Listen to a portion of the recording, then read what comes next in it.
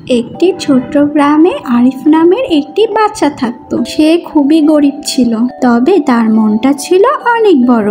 একদিন স্কুল থেকে ফেরার পথে সে দেখলো এক বৃদ্ধ দাদি কূপ থেকে পানি তুলছে, কিন্তু কূপ থেকে পানি তুলতে পারছে না দাদি। আরিফ এগিয়ে গিয়ে বলল, দাদি আমি তোমাকে সাহায্য করি পানি তুলতে। দাদির মুখে হাসি ফুটে উঠল।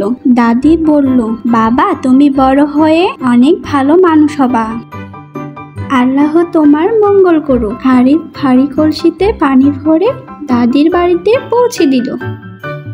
সেই দিন দাদি তাকে এক মুঠো খেজুর দিলেন। খেজুরটা হয়তো সামান্য ছিল, কিন্তু আরিফের চোখে ছিল সারা পৃথিবীর সেরা উপহার। দিন কেটে গেল। একদিন স্কুলে ভালো কাজের প্রতিযোগিতা হলো।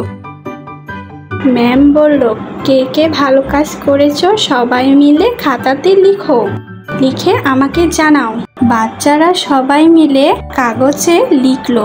তারা আরিফ লিখল, আমি এক বৃদ্ধর জন্য পানি বয়ে দিয়েছিলাম, খেজুর পেয়েছিলাম, কিন্তু আমার আসল উপহার ছিল দাদির দোয়া। শিক্ষক এই লেখাটা দেখে আবেগগত হয়ে গেল। তিনি আরিফকে সবার সামনে দাঁড়া করে বললেন, বাচ্চারা ভালো কাজের ফল সব সময় টাকা আর পয়সা দিয়ে মাপা যায় না। তার চেয়ে বড় উপহার হলো কারো হাসি আর কারো দোয়া। সেই দিন আরিফ প্রথম পুরস্কার পেল, আর পুরো ক্লাসের মধ্যে সবাই তাকে অভিনন্দন জানালো।